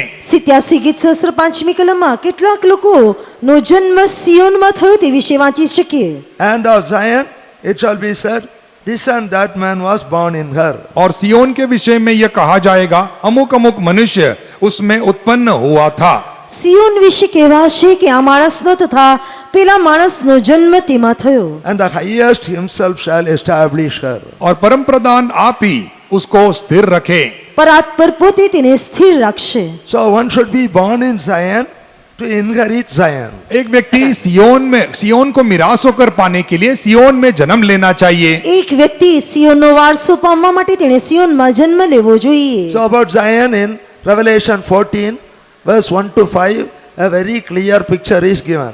प्रकाशित वाक्य 14 अध्याय के पहले 5 वचनों में सियोन का एक सुंदर साफ एक चित्रीकरण किया गया है। સિયોન વિશે પ્રકટીકરણનું પુસ્તક 14મો અધ્યાય તેની પહેલી કલમથી 5મી કલમ વિશે સ્પષ્ટ રેખાંકિત કરવામાં આવ્યું About છે। the Lamb of God standing on Mount Zion. और परमेश्वर का मेमना पद पर खड़े होते हुए हम देखते हैं। જો આપણે સિયોન પહાડ પર દેવના હલવાનને ઉભેલું જોઈ શકીએ। Jesus Christ, the Lamb of God standing on Mount Zion. यीशु मसीह जो परमेश्वर का मेमना है सियोन पहाड़ पर खड़ा है। પ્રભુ ઈસુ ખ્રિસ્ત જે દેવનું હલવાન છે તે સિયોન પહાડ પર ઉભેલું છે। And with him 1,44,000 servants of God और- standing. और उसके साथ 1,44,000 संत लोग भी रहेंगे। અને તેની સાથે 1,44,000 સંતો રહેશે। On their forehead, Father's name written, Son's name also written in their forehead. उनके माथे पर पिता का नाम और पुत्र का नाम लिखा हुआ है। અને તેઓના કપાળ પર પુત્રનું તથા પિતાનું નામ લખેલું છે। That is about the consecrated servants of God. वो प्रतिष्ठित परमेश्वर के सेवकों के बारे में लिखा गया है। અને તે દેવના પ્રતિષ્ઠિત સેવકો વિશે લખેલું છે। They consecrated their life to live like fathers in this world. और परमेश्वर के लिए उन्होंने इसी जिंदगी में इसी पृथ्वी पर जीते समय परमेश्वर के लिए अपने जीवन को प्रतिष्ठित कर दिया। અને આ પૃથ્વી પર જીતી વેળાએ પ્રભુ માટે તેઓ પોતાના જીવનોને સોંપી દીધું। For the sake of the kingdom of God, they consecrated their life. As in Luke 14:26, they left their father, mother, brother, sister, wife and children and hated their own life also to serve God. लूका 14 अध्याय के 26वें वचन में जैसे लिखा है कि परमेश्वर के राज्य के खातिर अपने जीवन को प्रतिष्ठित करते हुए वे अपने पिता को, माता को, बहनों को, भाइयों को, वो अपनी पत्नी को भी और अपने खुद के जीवन को भी बैर कर कर वे अपने आप को ऐसे जीवन बिताते हैं। અને તેઓએ દેવના રાજ્યના ગૌરવનો વારસો પામવા માટે લૂકની લખેલી સુવાર્તા 14મો અધ્યાય 26મી કલમ પ્રમાણે પોતે પોતાના જીવનોને, પોતાના બાપને, માને, પત્નીને, છોકરાને, ભાઈઓને ને બહેનોને, પોતાના જીવનો પર તેઓએ દ્વેષ કર્યો। As in Matthew 19:12, they made themselves eunuchs for the kingdom of heaven's sake. मत्ती 19वें अध्याय के 12 वचन के अनुसार परमेश्वर के राज्य के खातिर अपने आप को उन्होंने नपुंसक बनाया है। અને માથી 19મો અધ્યાય તેની 12મી કલમ પ્રમાણે દેવના રાજ્યને માટે તેઓએ પોતે પોતાને ખોજા બનાવેલા છે।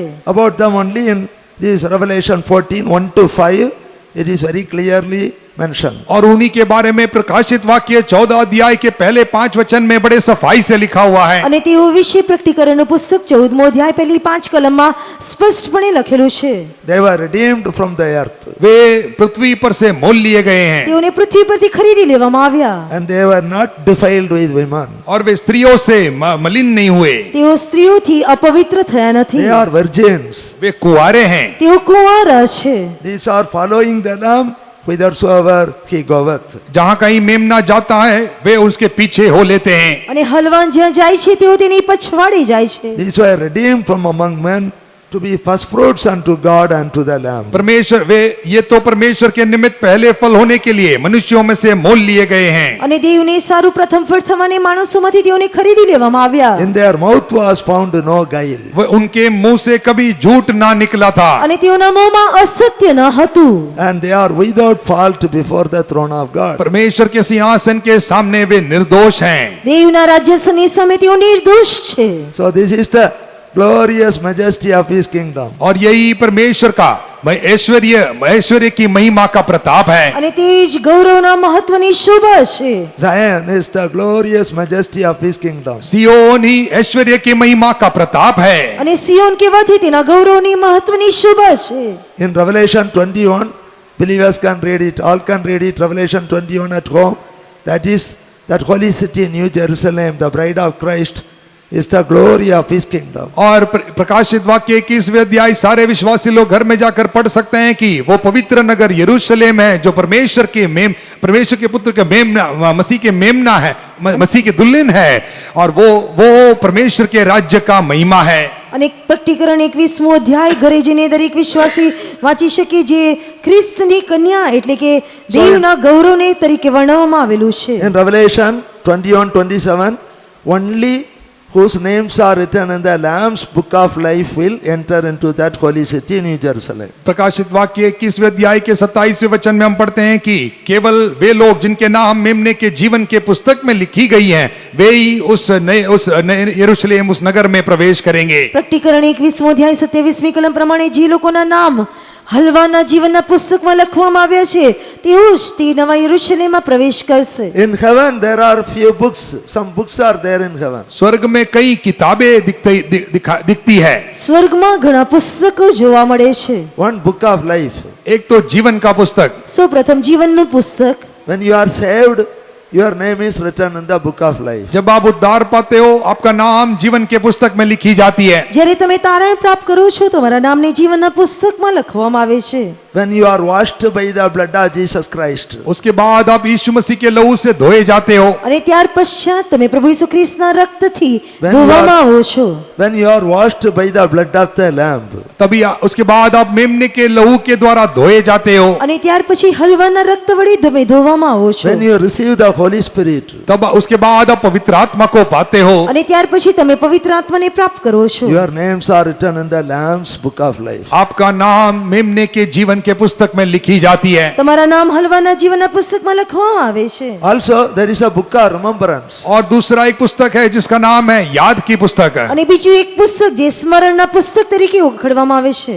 God-fearing people will be talking to one another, and for them one book of remembrance is written. परमेश्वर के भय मानने वाले आपस में बात करते हैं और उनके लिए एक स्मरण का पुस्तक उनके लिए उसमें बातों को लिखने के लिए रखा અને गया है। यहोવાનું ભય રાખનારાઓ તે પરસ્પર વાતો કરે છે અને તેઓને યાદીના પુસ્તકમાં રાખવામાં આવે છે। In Malachi 3:16, मलाकी की किताब 3 अध्याय के 16 वचन में, માલાખીનું પુસ્તક 3 અધ્યાય તેની 16મી કલમમાં, then they that feared the Lord spoke often one to another. तब यहोवा का भय मानने वालों ने आपस में बात की यहोવાનો ભય રાખનારાઓએ એકબીજાની સાથે વાત કરી। And the Lord hearkened and heard it. और यहोवा ध्यान धरकर उनकी सुनता था। यहोવાએ તે ધ્યાન દઈને સાંભળ્યું। And a book of remembrance was written before him for them that feared the Lord and that thought upon his और name. जो यहोवा का भय मानते और उसके नाम का सम्मान करते थे उनके स्मरण के निमित्त उनके सामने एक पुस्तक लिखी जाती थी। यहोવાનો ભય રાખનારાઓને સારું તથા તેના નામનું ચિંતન કરનારાઓને સારું યાદીનું પુસ્તક તેની હજુરમાં લખવામાં આવ્યું। See, a book of remembrance. So all our activities will be recorded, written there, will be remembered. ये स्मरण के किताब में हमारे सारे क्रियाएं सारे बातें लिखी जाएगी ताकि वो स्मरण किया जाए। આપણી દરેક ક્રિયાઓ તે સ્મરણના પુસ્તકમાં યાદીના પુસ્તકમાં લખવામાં આવે જેથી કરીને તેને યાદ કરવામાં And આવે। according to what is written only, God will judge the people in the last day. और अंतिम दिन में और जो कुछ बातें लिखी गई है उसी के अनुसार परमेश्वर लोगों का न्याय करेगा। અને છેલ્લા દિવસોમાં જે વાતો લખવામાં આવી છે તે પ્રમાણે પ્રજાનો ન્યાય કરશે। As in 2 Corinthians 5:10, दूसरा कोरिन्थियों 5वें अध्याय के 10वें वचन में, કરંથીઓનો બીજો પત્ર 5મો અધ્યાય તેની 10મી કલમ પ્રમાણે, we must all appear before the judgment seat of Christ. क्योंकि अवश्य है कि हम सबका हाल मसीह के न्यायासन के सामने खुल जाएं, આપણ સર્વને ખ્રિસ્તના ન્યાયાસન આગળ પ્રગટ થવું પડશે, that everyone may receive the things done in his body. ताकि हर एक व्यक्ति अपने अपने देह में किए हुए काम के बदला पाए, અને જેથી કરીને દરેક શરીરમાં રહીને જે ભલું બુંડું કર્યું તેનું ફળ પ્રાપ્ત કરે, According to that he hath done, whether it be good or bad. जो कोई क्रिया उसने चाहे वो भला हो बुरा हो जो काम किए हैं उसके लिए बदला। અને જે ભલું અથવા બુંડું તેણે કામ કર્યું તેનાથી તે ફળ પામશે. So dear children of God, you should not think nobody has seen what I have done in secret. इसलिए प्यारे परमेश्वर के बच्चे, आप ये ना सोचे कि मैंने रहस्य में किए हुए कौन जो भी काम है किसी ने देखा नहीं। અને તેથી વાલા દેવના બાળકો, તમે એ પ્રમાણે ના વિચારો કે ગુપ્તમાં કરેલું કામ કોઈ જોયું નથી.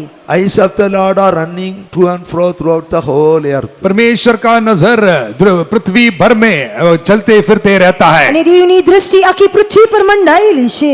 Nothing is hidden before his sight. उसके आंखों के सामने कुछ भी छिपी हुई नहीं है। અને તેની આંખોની સામે કંઈ પણ સંતાયેલું નથી. So whether good or bad, everything recorded in that book of remembrance. चाहे भला हो बुरा हो, सारे काम पर या स्मरण के पुस्तक में लिखा गया है। ભલે ભૂંડું હોય કે ભલું હોય, દરેક કામ યાદીને પુસ્તકમાં લખવામાં આવશે. So what shall we do? तो हम क्या करें? તો આપણે શું કરવું જોઈએ? If you have done something wrong, आपने कुछ गलत कर दिया, જો આપણે કંઈ ખોટું કર્યું હોય, you confess it to the Lord and ask forgiveness from God. आप प्रभु के पास आए, उसको इकरार करे, कबूल कर दे और क्षमा की मांग करे। આપણે પ્રભુની પાસે આવીને તેને કબૂલ કરીએ, માફીની યાચના કરીએ. Then the blood of Jesus Christ will wash away all your sins. तभी यीशु मसीह का लहू आपके सारे पापों को धोकर शुद्ध करेगा। અને ત્યારે પ્રભુ ઈસુ ખ્રિસ્તનું રક્ત તમારા દરેક પાપોને ધોઈને શુદ્ધ કરશે. Even if your sins are like a cloud and thick cloud, blood of Jesus will wash out that sin. चाहे आपका पाप क्यों ना घने बादल के समान हो, उसको भी धोकर परमेश्वर शुद्ध करेगा। અને જો તમારા પાપ કાળી ઘટાની જેવા હોય તો પણ પ્રભુ તેને ધોઈને શુદ્ધ કરશે. Only if you confess and forsake, it will be erased. आप इकरार कर कर छोड़ देने से ही वो पूरी तरह से मिटाया जाएगा। જ્યારે તમે કબૂલ કરીને છોડી દેશો તેને સંપૂર્ણપણે નાબૂદ કરવામાં આવશે. Because in 1 Timothy chapter 5 it is mentioned. इसीलिए क्योंकि पहले तिमुथियुस 5वें अध्याय में हम पढ़ते हैं, તિમોથીનો પહેલો પત્ર 5મા અધ્યાયમાં વાંચીએ છીએ. In 5:24, some men's sins are open beforehand, going before to judgment, and some men's sins they follow after. पहला तिमुथियुस 5वें अध्याय के 24वें वचन में पढ़ते हैं, कुछ मनुष्यों के पाप प्रकट हो जाते हैं और न्याय के लिए पहले से पहुंच जाते हैं, परंतु कुछ के पीछे से आते हैं।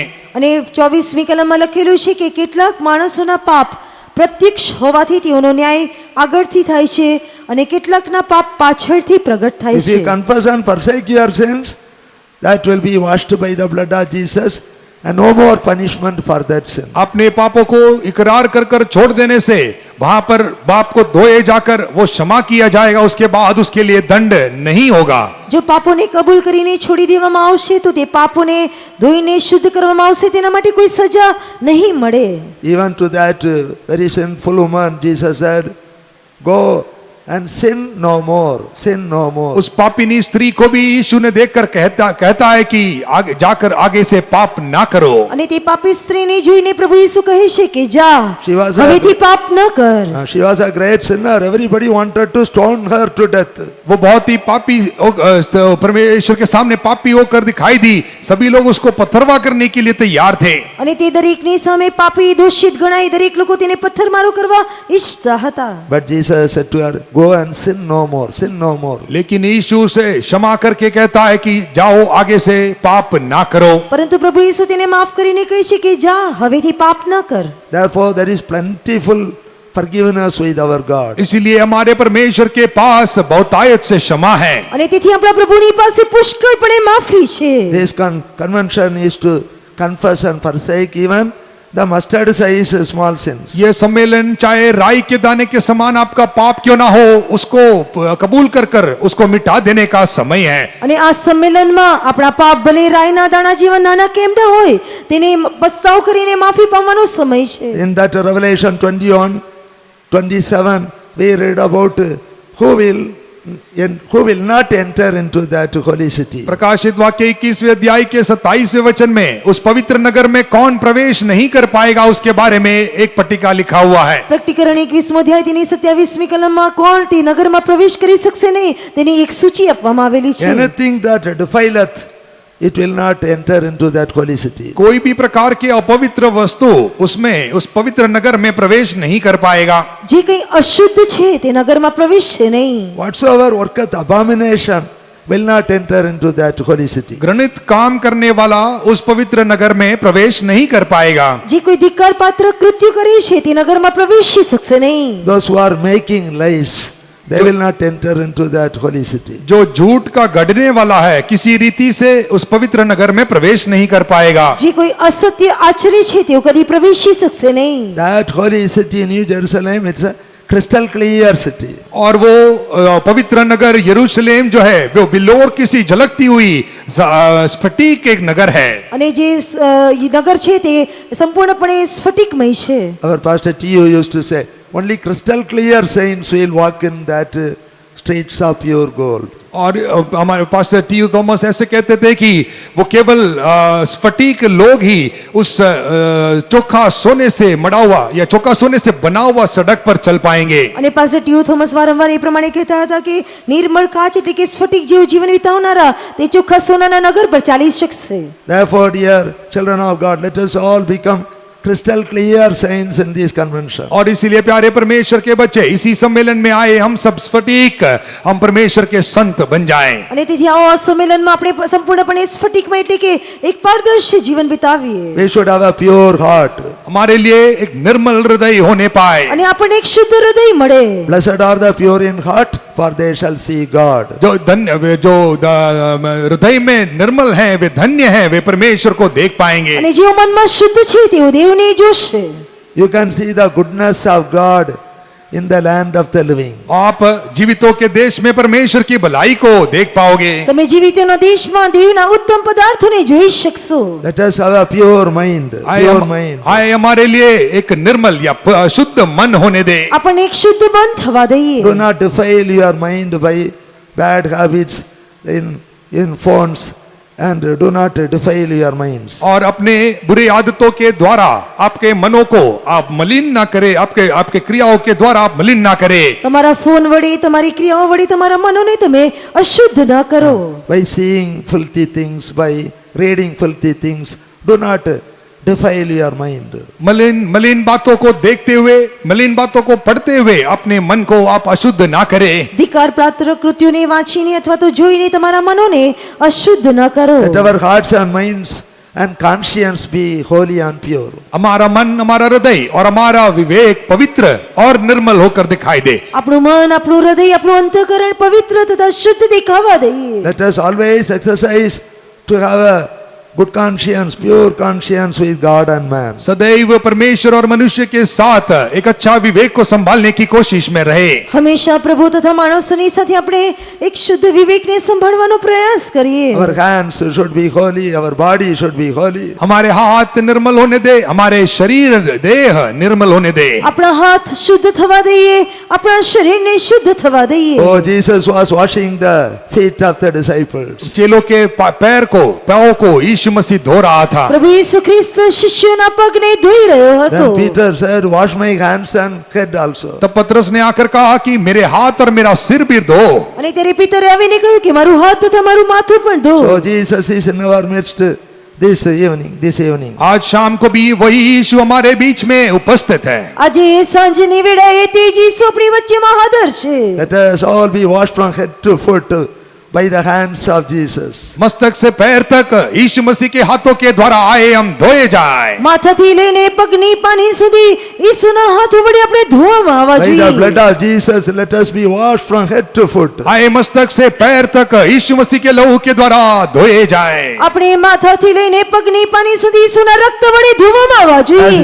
As in Hebrews 9:14, the blood of Christ will purge your conscience from dead works to serve the living God. और इब्रानियों 9:14 में जैसे लिखा है कि जीवित परमेश्वर को सेवा करने के लिए मरे हुए कामों में से यीशु मसीह का लहू आपके विवेक को धोकर शुद्ध करेगा।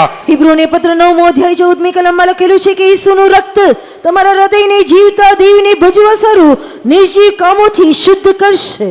As in Hebrews 10:19, blood of Jesus Christ will give you boldness to enter into the holiest, most holy place. इब्रानियों 10:19 में जैसे हम पढ़ते हैं कि अति पवित्र स्थान में प्रवेश करने के लिए यीशु मसीह का लहू हमें हियाव देगा। અને હિબ્રુને પત્ર 10મો અધ્યાય 20મી કલમમાં લખેલું છે કે ઈસુના રક્ત વડે પરમ પવિત્ર સ્થાનમાં પ્રવેશ કરવાની આપણને હિંમત મળે છે. Now shall we all stand up? आए हम सब खड़े हो जाएं। આવો આપણે સર્વ ઊભા થઈએ. According to the words which we heard, let us surrender ourselves to the Lord. आए जो सुने हुए वचन के अनुसार हम परमेश्वर के लिए अपने आप को सौंप देंगे। સાંભળેલા વચનો પ્રમાણે આપણે આપણા જીવનોને સોંપી દઈએ. God wants to make us the glory of His kingdom. उसका राज्य का महिमा होकर हमें बदलने के लिए प्रभु चाहता है। પ્રભુ આપણને તેના રાજ્યના ગૌરવ તરીકે બદલવા માંગી રહ્યો છે. He wants to make us the glorious majesty of His kingdom. वो हमें उसके राज्य का ऐश्वर्य की महिमा का प्रताप बनाना चाहता है। તે આપણને તેના રાજ્યના ગૌરવની શોભા બનાવવા માટે માંગે છે. He wants to make us that holy city, New Jerusalem and Zion. वो हमें पवित्र नगर यरूशलेम और सियोन होकर बनाना चाहता તે है। આપણને પવિત્ર નગર સિયોન તથા યરૂશલેમ તરીકે બદલવા માંગી રહ્યો છે. Therefore, let us all get these experiences. इसलिए आइए इन अनुभवों को आइए हम हासिल कर ले। આવો આ અનુભવને આપણા જીવનમાં આપણે પ્રાપ્ત કરીએ. Be born again. आप फिर दोबारा से जन्म ले આપણે पाए, પુનર્જન્મને પ્રાપ્ત કરીએ. Be born of water. पानी से जन्म पाए, પાણીથી જન્મીએ, Be born of the Spirit. आत्मा से जन्म ले, આત્માથી જન્મ લઈએ. Be born in Zion and come to serve God also. सियोन में जन्म लेकर प्रभु की सेवा के लिए आइए। આપણે સિયોનમાં જન્મ લઈને પ્રભુની સેવામાં આવ્યા. Hallelujah, hallelujah, hallelujah.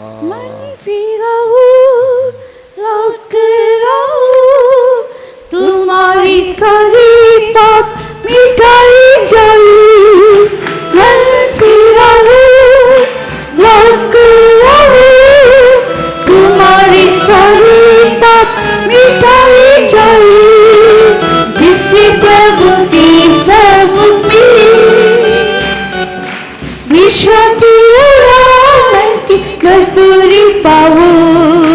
जिससे प्रभु की समुक्ति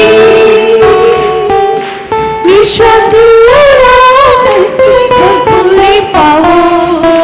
मन फिराओ, लौट आओ, तुम्हारी सारी पाप मिटाई जाए।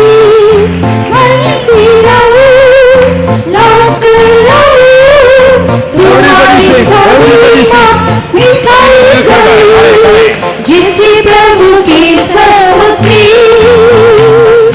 विश्व की उड़ान की कर्पूरी पाओ। जिससे प्रभु की समुक्ति विश्व की उड़ान की भरपूरी पाओ। लौट आओ, तुम्हारी सारी पाप मिटाई जाए। लौट आओ, तुम्हारी सारी पाप मिटाई जाए। जिससे प्रभु की समुक्ति विश्व की उड़ान की भरपूरी पाओ। जिससे प्रभु की समुक्ति विश्व की उड़ान की भरपूरी पाओ। मन फिराओ, लौट आओ, तुम्हारी सारी पाप मिटाई जाए। मन फिराओ, लौट आओ, तुम्हारी सारी पाप मिटाई जाए। जिससे प्रभु की समुक्ति विश्व की उड़ान की भरपूरी पाओ। जिससे प्रभु की समुक्ति विश्व की उड़ान की भरपूरी पाओ। जिससे प्रभु की समुक्ति विश्व की उड़ान की भरपूरी पाओ। जिससे प्रभु की समुक्ति विश्व की उड़ान की भरपूरी पाओ। जिससे प्रभु की समुक्ति विश्व की उड़ान की भरपूरी पाओ। जिससे प्रभु की समुक्ति विश्व की उड़ान की भरपूरी पाओ जिससे प्रभु की सामग्री विश्व की उड़ान की भरपूरी पाओ जिससे प्रभु की सामग्री विश्व की उड़ान की भरपूरी पाओ जिससे प्रभु की सामग्री विश्व की उड़ान की भरपूरी पाओ जिससे प्रभु की सामग्री विश्व की उड़ान की भरपूरी पाओ जिससे प्रभु की सामग्री विश्व की उड़ान की भरपूरी पाओ जिससे प्रभु की सामग्री विश्व की उड़ान की भरपूरी पाओ जिससे प्रभु की सामग्री विश्व की उड़ान की भरपूरी पाओ जिससे प्रभु की सामग्री विश्व की उड़ान की भरपूरी पाओ जिससे प्रभु की सामग्री विश्व की उड़ान की भरपूरी पाओ